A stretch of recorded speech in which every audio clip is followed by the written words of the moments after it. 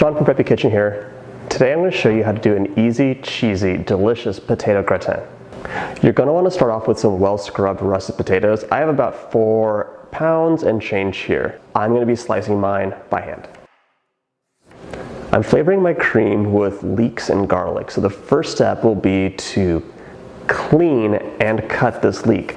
I'm going to use the majority of this, just not the fibrous leeks. So let's start off with maybe half a stick of butter. Don't worry about it. Right, to this cauldron of butter, I'm going to add in all of my leeks. Now you're just going to want to stir to make sure nothing gets burned. We want them translucent, not necessarily caramelized. Between stirring, I'm going to start smashing up my garlic and setting it aside. Now I'm going to add in the garlic, let them cook for just a few moments, reduce the heat, and then add the cream.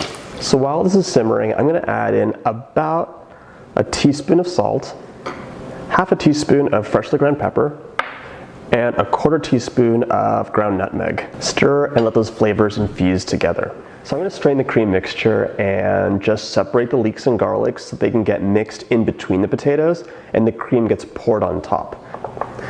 And then between some of the potatoes, I'm going to add in like my leek garlic hash.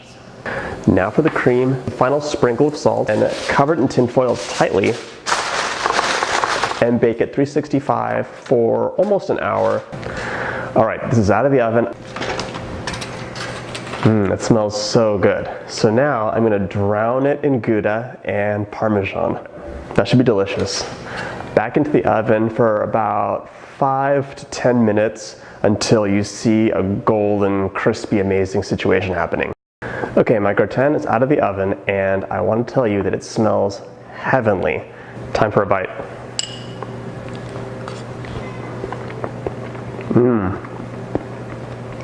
It's so good. Everything's like melted together, but the potatoes still have some texture, which is really nice.